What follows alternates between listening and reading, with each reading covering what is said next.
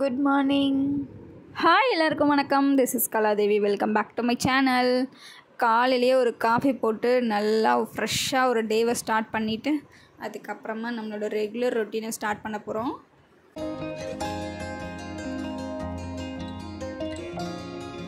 இன்றைக்கி மார்னிங் பிரேக்ஃபாஸ்ட்டுக்கு as usual chutney sambar அப்படி இல்லாமல் நியூவாக யூடியூப் பார்த்துட்டு சன்னா வச்சு ஒரு கிரேவி ரெடி பண்ணாங்க. ஸோ இது வந்து இட்லி, தோசை, சப்பாத்தி, பூரி இது எல்லாத்துக்குமே சூப்பர் காம்பினேஷனாக இருக்கும். ஸோ ஃபஸ்ட் டைம் பண்ணாங்க, பட் டேஸ்ட் வேறு லெவலில் வந்துருந்தது.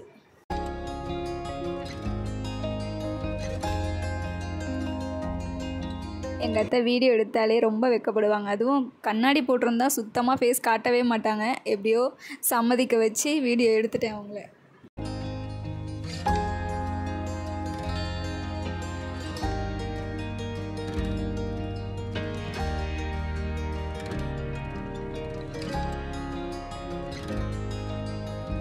ஃபஸ்ட்டு கடாயில் எண்ணெய் ஊற்றி நல்லா சூடு பண்ணி வச்சுக்கோங்க.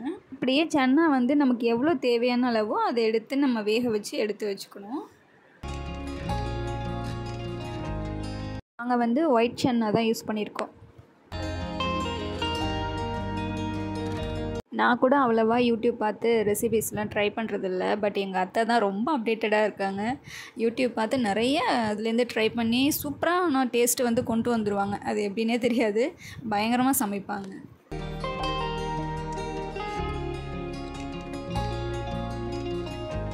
ஸோ இந்த சன்னா கிரேவிக்கு தாளிக்கிறதுக்கு பட்டை, கிராம்பு, ஏலக்காய், பெருஞ்சீரகம் இதெல்லாமே தேவைப்படும்.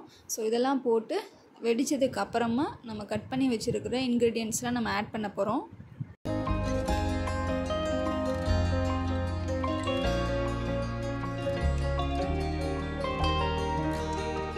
ஃபஸ்ட்டு பெருஞ்சீரகம் நல்லா பொரிஞ்சதுக்கு அப்புறமா கட் பண்ணி வச்சுருக்கிற ஆனியன் வந்து ஆட் பண்ணிக்க போகிறோம்.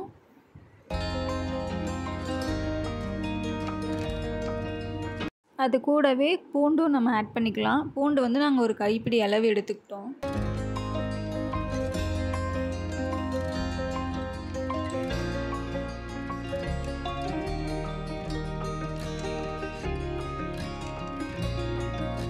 வெங்காயம் வதங்கினதுக்கப்புறம் கட் பண்ணி வச்சுருக்கிற தக்காளி, அது கூடவே கருவேப்பிலை ரெண்டுத்தையும் சேர்த்து வதக்கணும்.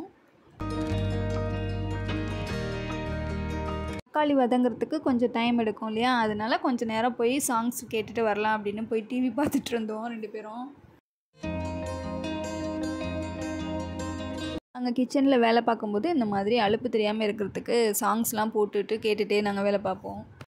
இப்போது தக்காளி நல்லா வதங்கிடுச்சு. அது கூட நம்ம அரைச்சி வச்சுருக்கிற பேஸ்ட்டை ஆட் பண்ணிக்கணும். இந்த பேஸ்ட் அரைக்கிறதுக்கு என்னென்ன இன்க்ரீடியன்ட்ஸ் தேவை அப்படின்னு நான் ஏற்கனவே கொடுத்துருந்தேன். ஸோ அதை ஒரு டைம் பார்த்துக்கோங்க.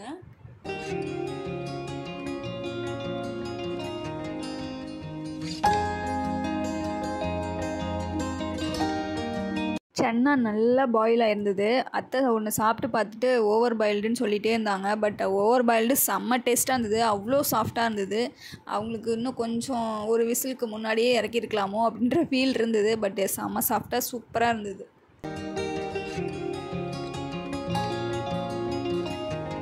அந்த பேஸ்ட் போட்டு ஃபஸ்ட்டு தண்ணி கலக்காமல் நல்லா வதக்கிட்டே இருக்கணும்.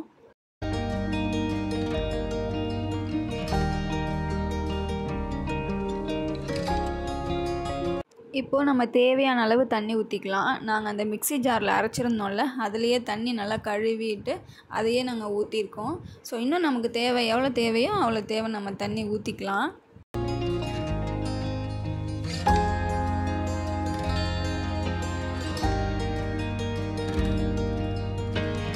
தண்ணி ஊற்றின பிறகு நம்ம கொதிக்கிறதுக்காக வெயிட் பண்ணணும். ஸோ கொதித்ததுக்கு அப்புறம் தான் சன்னாவை ஆட் பண்ண முடியும். ஸோ அதுக்குள்ளே நம்ம தண்ணி ஊற்றிட்டு அதுக்கு மேலே மஞ்சத்தூள் ஒரு பிஞ்ச் நம்ம ஆட் பண்ணிக்கலாம்.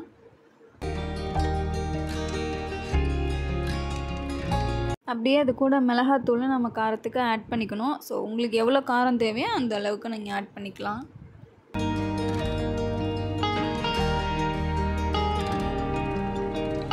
ஸோ இப்போ குழம்பு நல்லா கொதிக்க ஸ்டார்ட் பண்ணிடுச்சு. இதுக்கப்புறம் நம்ம சன்னாவை ஆட் பண்ணணும்.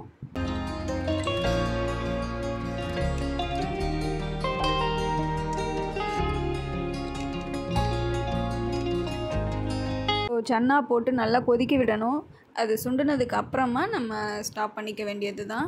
ஸோ கிரேவி நல்ல டேஸ்ட்லேயே வந்திருந்தது, சூப்பராக இருந்தது. ஃபஸ்ட் டைம் பண்ண மாதிரியே இல்லை, நான் வீடியோக்காகலாம் சொல்லலை, சீரியஸாக செம்மையாக இருந்தது. என் ஹஸ்பண்ட்க்கும் ரொம்ப பிடிச்சிருந்தது. கறி குழம்பு மாதிரி இருக்குது அப்படின்னு சொல்லிட்டு நல்லா சாப்பிட்டாங்க.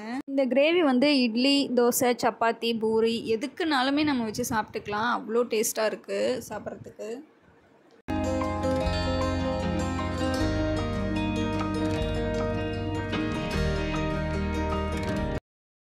நானும் என் ஹஸ்பண்டும் கடைக்கு போகலாம் அப்படின்னு பிளான் பண்ணியிருந்தோம். கிராசரிஸ் கொஞ்சம் வாங்க வேண்டியது இருந்தது. ஸோ நான் வீடியோ எடுத்தேன் அப்படின்னு சொல்லிட்டு என்ன ஏன் வீடியோவில் எடுத்தேன் அப்படின்னு சொல்லி கிண்டல் பண்ணிகிட்டு இருந்தாங்க. ஸோ கிராசரிஸ்லாம் வாங்கிட்டு வீட்டுக்கு வந்ததுக்கப்புறம் அத்தை ஏபிசி ஜூஸ் போட்டு வச்சுருந்தாங்க.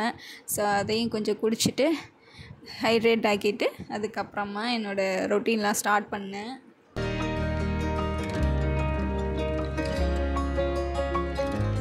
ஆக்சுவலி இந்த டஸ்ட்பின் வந்து என்னோடய ஃபேவரட் கலரும் ரொம்ப பிடிச்ச கலர். அண்டு இது என்னோடய ரூமுக்கு நான் வந்து எனக்கு இங்கே தான் இருக்கணும், நான் யாருக்கும் இதை தரமாட்டேன் அப்படின்னு சொல்லிவிட்டு எங்கள் ரூமுக்கு நான் வச்சுருக்கேன். அண்ட் இது பார்க்குறதுக்கு ஒரு டைனி டஸ்ட்பின் மாதிரி இருக்கும், எனக்கு ரொம்ப பிடிக்கும், அவ்வளோ க்யூட்டாக இருக்கும். இன்றைக்கி கார்பேஜ்காரங்க வந்தாங்க. ஸோ அவங்கக்கிட்ட போய் வேஸ்ட்லாம் போட்டுட்டு அதுக்கப்புறமா மறுபடியும் ஃப்ரெஷ்ஷாக கவர் போட்டு ரீசெட் பண்ணிட்டு இருந்தேன். என்கிட்ட உள்ள ஒரு ப்ளஸ் என்ன அப்படின்னா, ரொம்ப குட்டி குட்டி திங்ஸ்லாம் இருந்தால் கூட நான் அதை பத்திரமா பார்த்துக்குவேன். அவ்வளோ க்ளீனாக ஆர்கனைஸ்டாக வச்சுக்கணும் அப்படின்னு நினப்பேன். ஸோ தட் நான் நீட்டாக மெயின்டைன் பண்ணுவேன்.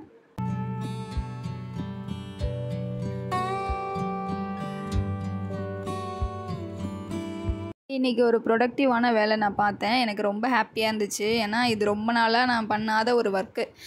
பாத்ரூமில் சோப்பு, ஷாம்பு வைக்கிற அந்த ஸ்பேஸ் வந்து ரொம்ப க்ளீன் இல்லாமல் அவ்வளோ டஸ்ட்டாக இருந்தது. ஸோ அதெல்லாம் எடுத்துகிட்டு இன்றைக்கி ஃபுல்லாக க்ளீன் பண்ணிவிட்டு பளிச்சுன்னு வச்சுட்டேன். அதை பார்த்தோன்னே எனக்கு அவ்வளோ ஒரு ஹாப்பி மைண்ட் ஆகிடுச்சு.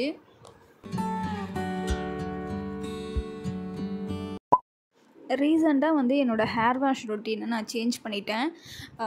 முன்னாடிலாம் நான் எப்படி பண்ணுவேன் அப்படின்னா, ஃபஸ்ட்டு தலைக்கு குளிக்கிறேன் அப்படின்னா மறுநாள் வந்து நான் எண்ணெய் வச்சுருவேன். தலைக்கு குளிக்கிற அன்னைக்கு வந்து நான் ஃபுல்லாக எண்ணெய் இல்லாமல் வச்சுப்பேன்.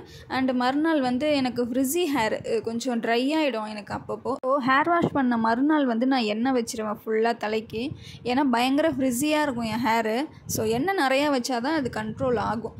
அந்த மாதிரி பண்ணிகிட்டு இருந்தேன். ஸோ அப்போ நான் என்ன ஃபீல் பண்ணேன் அப்படின்னா, எண்ணெய் எப்போல்லாம் நான் நிறையா வைக்கிறேனோ அப்போல்லாம் எனக்கு அழுக்கு சேர்கிற மாதிரி ஒரு ஃபீல் இருந்துச்சு. ஸோ எனக்கு பயங்கர இச்சிங்காகவும் இருந்தது. சில டைம்னால் பயங்கர இச்சிங் இருக்கும். அந்த டைம் வந்து எதுக்காக இப்படி இருக்குது, உடனே எனக்கு அந்த ஃபீல் வந்து தலைக்கு குளிக்கணும் அப்படின்ற ஒரு ஃபீல் கொடுத்துட்டே இருக்கும். அப்போ தான் நான் ரியலைஸ் பண்ணேன், எண்ணெய் வந்து தலையில் ஜாஸ்தியாக இருக்கிறதுனால நமக்கு அந்த டஸ்ட்டெல்லாம் நல்லா வந்து ஒட்டிக்குது, எனக்கு தலையில் ஒட்டிக்கிறதுனால. ஸோ ஈஸியாக அழுக்கு சேர்ந்துருது.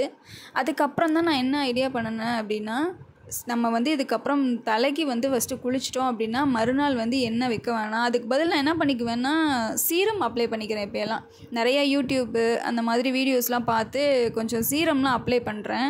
அது எனக்கு வந்து ஒர்க் அவுட்டும் ஆகுது. சீரம் அப்ளை பண்ணும்போது எனக்கு அந்த ஃப்ரிஸினஸ் வந்து கண்ட்ரோல் ஆகுது. அதனால நான் எனக்கு எண்ணெய் வைக்க வேண்டிய அவசியம் இல்லை. ஸோ இதுக்கப்புறம் நான் ஹேர் கேர் எப்படி பண்ணுறேன்னா, ஹேர் வாஷ் என்றைக்கு பண்ணுறனோ அதுக்கு 1 ஹவருக்கு பிஃபோராக நான் வந்து எண்ணெய் பயங்கரமாக ரொம்ப ஃபுல்லாக அப்ளை பண்ணிவிடுவேன். ஸோ எண்ணெய் முகத்துக்கு, கை, கால் எல்லாத்துக்கும் அப்ளை பண்ணிவிட்டு தலைக்கும் ஃபுல்லாக அப்ளை பண்ணிவிட்டு அப்படியே தலைக்கு குளிச்சுட்டு வந்துடுவேன். அதே மாதிரி என்னோடய ஹேர் வாஷ் வந்து வீக்லி 3 டைம்ஸ் இருக்கும். டியூஸ்டே, ஃப்ரைடே அண்டு சண்டே 3 நாள் வந்து நான் ஹேர் வாஷ் பண்ணிவிடுவேன் கண்டிப்பாக. அது வந்து எனக்கு தலையில் அழுக்கே சேர விடாது. ஸோ இதுதான் என்னோடய ஹானஸ்ட்டு ஹேர் வாஷ் ரொட்டீன். இதை பற்றி நான் நிறையா சர்ச் பண்ணியிருக்கேன். பட் எனக்கு வந்து ரொம்ப கரெக்டாக நான் எக்ஸ்பெக்ட் பண்ணுற லெவலில் எனக்கு எந்த ஒரு யூடியூப்லேயுமே சொல்லலை. ஏன்னா எனக்கு நிறைய கொஷின்ஸ் இருந்தது. நமக்கு முடி கொட்டுமா, 3 நாள் வீக்லி 3 டைம்ஸ் பண்ணலாமா, ஸோ இதெல்லாம் நமக்கு ஒர்க் அவுட் ஆகுமா அப்படின்றது. ஸோ எனக்கு வந்து சாட்டிஸ்ஃபை ஆகலை. பட் வந்து நான் இதை ட்ரை பண்ணி பார்க்கும்போது எனக்கு ரொம்பவே எஃபெக்டிவாக இருந்தது, எனக்கு கிளியராகவும் இருந்தது. ஸோ ஓகே, நம்ம வந்து 3 டைம்ஸ் ஹேர் வாஷ் வந்து பண்ணும்போது நமக்கு ஹேர் ஃபால்லாம் ஆகாது, எப்போ அழுக்கு சேருதோ அந்த டைமில் தான் நமக்கு ஹேர் வாஷ் ஆகும் அப்படின்ற ஒரு தெளிவு கிடச்சிது. ஸோ அதுலேருந்து என்னோடய ஹேரை வந்து நான் ரொட்டீன் சேஞ்ச் பண்ணிட்டேன். பட் இப்போ எனக்கு ஹேர் நல்லாவே இருக்குது, ரொம்ப ஃபால் ஆகுறதும் கிடையாது. யாருக்காவது தேவைப்பட்டுச்சுன்னா நீங்கள் அந்த மாதிரி ட்ரை பண்ணி பாருங்கள். ஸோ உங்களுக்கு முடி கொட்டுற மாதிரி ஃபீல் கொடுக்குது அப்படின்னா நீங்கள் அதை வந்து கண்டினியூ பண்ண வேண்டாம். ஏன்னா அது ஒவ்வொருத்தவங்களுக்கும் ஒவ்வொரு மாதிரி இருக்கலாம். மேபி என்னோடய பாடி ஹீட் பாடி அப்படின்றதுனால எனக்கு அது தாங்கிக்கலாம். ஸோ உங்களுக்கு எப்படி இருக்குது அப்படின்றத பார்த்துட்டு நீங்கள் இது பண்ணிக்கோங்க. பட் என்னோடய ஹேர் வாஷ் ரொட்டீன் வந்து இது தான்.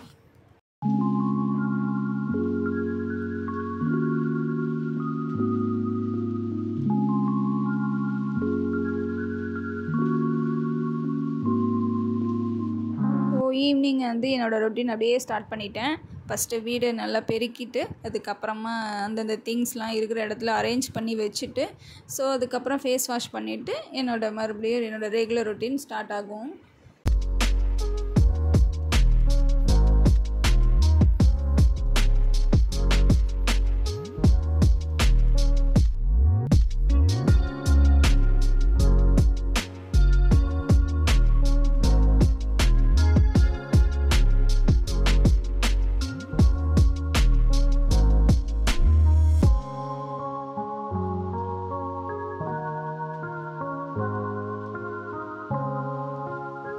பெருக்கி முடிக்கிறேன் அப்படின்னா அப்படியே டைம் இழுத்துரும். ஸோ 6 மணி ஆகிடுச்சுன்னா வீட்டில் எல்லா லைட்டையும் போட்டு விட்டுட்டு வெளியில் வராண்டா அண்டு பார்க்கிங் ரெண்டுத்துலேயும் லைட் போட்டுட்டு அதுக்கப்புறமா வீட்டுக்குள்ளே வந்து விளக்கேற்றணும்.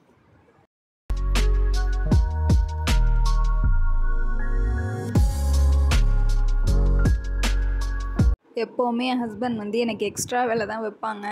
ஸோ உள்ளே வந்து ஒர்க்லேருந்து வந்தோடனே அந்த ஷர்ட்டு பேண்ட்டு எல்லாத்தையும் அப்படியே கழட்டி போட்டுட்டு போயிட்டாங்க. ஸோ அது எல்லாத்தையும் எடுத்து இப்போ நான் அரேஞ்ச் பண்ணணும். எனக்கு அந்த மாதிரி ஒரு செட்டப்பில் இருந்ததுன்னா எனக்கு வேலை ஓடவே ஓடாது. அப்படியே ஒரு மாதிரியாகிடும். அது எப்போ நான் க்ளீன் பண்ணி முடிக்கிறேனோ அதை வந்து ஒரு ஆர்கனைஸ்டாக வைக்கிறேனோ அப்போ தான் எனக்கு தூக்கமே ஒரு நிம்மதியாகவே இருப்பேன் நான். அண்ட் அதே டைமில் நம்ம அவங்கள எதையுமே குறையும் சொல்ல முடியாது. ஏன்னா அவங்க வெளியில் போயிட்டு ஒர்க் பண்ணிவிட்டு வீட்டுக்கு வந்து அவங்க எல்லாத்தையும் கரெக்டாக வைக்கணும் அப்படின்றத நம்ம எதிர்பார்க்கவும் கூடாது. ஏன்னா நம்ம வீட்டில் நம்ம இருக்கோம், நம்ம எப்போ வேணாலும் ரெஸ்ட் எடுத்துக்கலாம், அப்புறம் மறுபடியும் எழுந்து வேலை பார்த்துக்கலாம். ஸோ அவங்களுக்கு அப்படி இல்லை, ஃபுல்லாக வேலையில் தான் சுற்றிகிட்டே வருவாங்க. ஸோ அதனால் நம்ம அவங்கள எதுவுமே சொல்கிறதில்ல, சொல்லவும் எனக்கு மனசு வராது. ஸோ அவங்க எப்படி பண்ணாலும் பரவாயில்ல, நம்ம எடுத்து வச்சுக்கலாம் அப்படின்ற ஒரு தாட்டு தான் போகும் எனக்கு. ஸோ அவங்க எப்படி வச்சுருந்தாலும் நான் அதை எடுத்து அரேஞ்ச் பண்ணிவிடுவேன். ஸோ அதுக்கப்புறம் அவங்க வந்து அதை யூஸ் பண்ணும்போது எனக்கும் ஹாப்பியாக இருக்கும். க்ளீனாக வச்சுருக்கோம் அப்படின்ற ஒரு ஹாப்பி எனக்கு இருந்துகிட்டே இருக்கும்.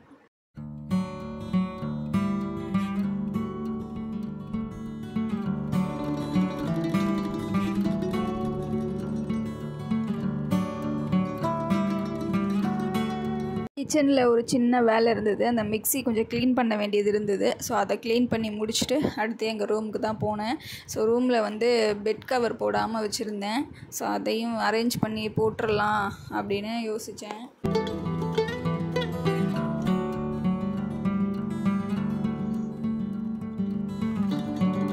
ரூம் வந்து நம்ம என்ன தான் க்ளீன் பண்ணாலும் நமக்கு ஒரு கம்ப்ளீட் லுக் கொடுக்குது அப்படின்னா அது நம்ம அந்த பெட் கவர் சேஞ்ச் பண்ணுறம்போது மட்டும்தான்.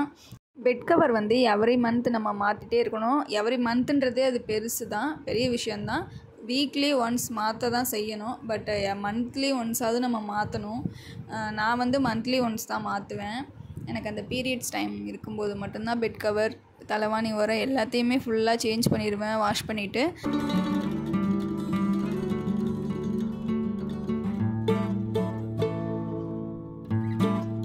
ஸோ இதுதான் ஃபைனல் லுக்கு. ஒரு கம்ப்ளீட் லுக் கொடுக்குது. இப்போ பார்க்கும்போதே நமக்கு ஒரு பாசிட்டிவாக ஒரு வைப் வரும். ரூமே ரொம்ப க்ளீனாக இருக்க மாதிரி ஒரு ஃபீல் இருக்கும் எனக்கு. ஸோ பரவாயில்ல, நம்ம ரூம் ரொம்ப அழகாக இருக்குது அப்படின்ற ஒரு நினப்பில் நான் போயிட்டுருப்பேன். ஸோ இதுதான் எனக்கு பிடிக்கும்.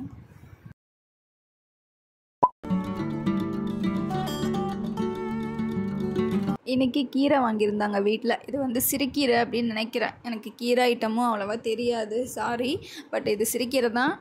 சில கீரை மட்டும் கொஞ்சம் பெருசாக இருந்தது. ஸோ அதை வந்து க்ளீன் பண்ணி வச்சேன். இது வந்து நாளைக்கு யூஸ்க்காக இன்றைக்கே நாங்கள் க்ளீன் பண்ணி வச்சாச்சு.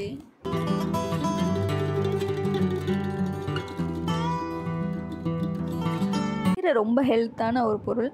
வாரத்துக்கு ஒரு நாளாவது நம்ம கீரை சேர்த்துக்கணும். ஸோ எங்கள் வீட்டில் எப்போயுமே வாரத்துக்கு ஒரு நாளாச்சும் கீரை வந்து இருக்கும் சாப்பாட்டில். இன்றைக்கி மிஷினில் கொஞ்சம் துணி போட வேண்டிய வேலை இருந்தது, அதையும் போட்டு எடுத்தாச்சு. ஸோ இந்த வீடியோ உங்கள் எல்லாேருக்கும் இன்ட்ரெஸ்டிங்காக இருந்திருக்கும் அப்படின்னு நம்புகிறேன். தேங்க்யூ.